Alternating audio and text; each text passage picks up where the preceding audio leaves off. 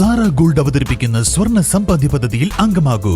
സ്വർണ്ണാഭരണങ്ങൾക്കൊപ്പം കൈനിറിയ സമ്മാനങ്ങൾ നേടൂ.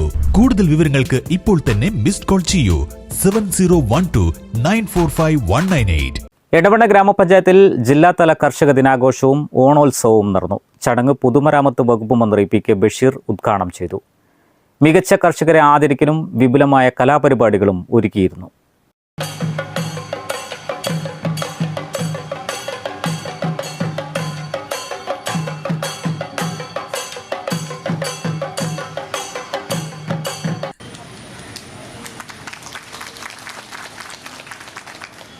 ആഘോഷിക്കുന്നത് എന്തിനാണെന്ന് വെച്ചാൽ കർഷകരുണ്ടെങ്കിൽ നമ്മൾ ഉണ്ടാവുള്ളൂ, കർഷകരില്ലെങ്കിൽ നമ്മളില്ല. അവിടെയാണ് നമ്മൾ ആദ്യം കാര്യങ്ങളെ പറ്റി മനസ്സിലാക്കുന്നത്. നമ്മുടെയൊക്കെ രാജ്യത്തിൻ്റെയും നമ്മുടെയൊക്കെ നട്ടെല്ല് എന്ന് പറയുന്നത് നമ്മുടെ കർഷകരാണ്. അതുകൊണ്ടാണ് കൃഷിയെ, അന്യം നിന്ന് പോകുന്ന കൃഷിയെ വളരെ പ്രോത്സാഹനം കൊടുത്ത് എല്ലാവരെയും കാർഷിക മേഖലയിലേക്ക് ആകർഷിക്കുന്നതിന് വേണ്ടിയാണ് കേന്ദ്ര, സംസ്ഥാന, അതുപോലെ തന്നെ ത്രിതല പഞ്ചായത്തുകളും ഒക്കെ വളരെ മികച്ച പദ്ധതികളുമായി മുന്നോട്ട് വരും. പക്ഷേ ഇത്തരം പദ്ധതികൾ നടപ്പിലാക്കുമ്പോൾ അത് എത്രമാത്രം പ്രാഥമികമായി എത്രമാത്രം നമ്മൾ അതിൽ വിജയിച്ചു എന്നുള്ളത് ഓരോ കൊല്ലം നമ്മൾ വിലയിരുത്തണം. എനിക്ക് എൻ്റെ കർഷക സുഹൃത്തുക്കളോട് പറയാനുള്ളത്, ഒന്ന് കുട്ടേൽപേട്ട പോകണം. സൂര്യകാന്തി കൃഷി അവിടെ നടക്കുന്നുണ്ട്, മുന്തിരിത്തോട്ടം നടക്കുന്നുണ്ട്, പല കൃഷികളും നടക്കുന്നുണ്ട്. നമ്മളൊരു നൂതനമായ ഒരു പദ്ധതിയിലേക്ക് പോകണം. പ്രത്യേകിച്ച് എനിക്ക് വനിതകളോട് പറയാനുള്ളത്, അന്താരാഷ്ട്ര വനിതാ ദിനം വരുന്നത് ഇപ്രാവശ്യം ഗവൺമെന്റിന്റെ ഒരു പ്രഖ്യാപിത നയം എന്ന് പറയുന്നത് ശ്രീ ബഹുമാനായ മുഖ്യമന്ത്രി വി ഡി സതീശന്റെ നേതൃത്വത്തിലുള്ള ഐക്യ ജനാധിപത്യ മുന്നണിയുടെ നേതൃത്വമുള്ള ഗവൺമെന്റിന്റെ പുതിയ ഒരു നയം എന്ന് പറയുന്നത് വനിതകളെ കാർഷിക മേഖലയിലേക്ക് ആകർഷിക്കുന്ന പദ്ധതിക്ക് നൂതനമായ പദ്ധതി കേരള സംസ്ഥാനത്ത് പ്രഖ്യാപിക്കാൻ പോവുകയാണ്. വനിതകളെ കാർഷിക മേഖലയിലേക്ക് ആകർഷിക്കുന്ന നൂതനമായ പദ്ധതികൾ ഉണ്ടാകും. അത് ബഹുമാനപ്പെട്ട മുഖ്യമന്ത്രിയും ബഹുമാനായ കൃഷിമന്ത്രിയുടെ സുഹൃത്ത് ടി സിദ്ദീഖും ഈ കാര്യത്തിൽ ഒരു അന്തിമ തീരുമാനമെടുത്ത് അതിന്റെ പ്രഖ്യാപനങ്ങൾ ഉണ്ടാകും.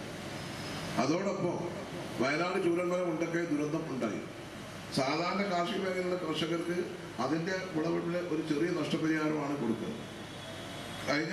കഴിഞ്ഞ ബുധനാഴ്ച കൂടിയ മന്ത്രിസഭാ യോഗത്തിൽ വയനാട് ദുരിതബാധിതരായ കർഷകർക്കൊക്കെ ഒരു സ്പെഷ്യൽ സ്കീം എന്ന നിലയ്ക്ക് 2 ലക്ഷം രൂപ ആദ്യം ലഭിച്ച അവർക്ക് നഷ്ടപരിഹാരത്തിന് പുറമെ 4,41,00,000 രൂപ ചൂരന്മല മുണ്ടക്കൈ ഉണ്ടായ കർഷകർക്കൊക്കെ പ്രത്യേക സ്കീമിൽ 2 ലക്ഷം രൂപ കൊടുക്കാനും കൂടി തീരുമാനം എടുത്ത കാര്യം കൂടി ഞാൻ പറയാനുണ്ട്. അപ്പോൾ കർഷകരെ ചേർത്ത് പിടിക്കുന്ന ഒരു സർക്കാരാണ് കേരളത്തിൽ ഉള്ളത്. അപ്പോൾ നമുക്ക് പ്രയാസങ്ങളുണ്ടാവും. പുതിയ പദ്ധതി ഉണ്ടാക്കിക്കൊണ്ട് കൊണ്ടുവരും. ഒരു കാലഘട്ടത്തിൽ ഏറനാട് ഒക്കെ പറയുന്നത്, വിളവനാട് എന്നൊക്കെ പറയുന്നത് ഒരു കാർഷിക മേഖലയായിരുന്നു.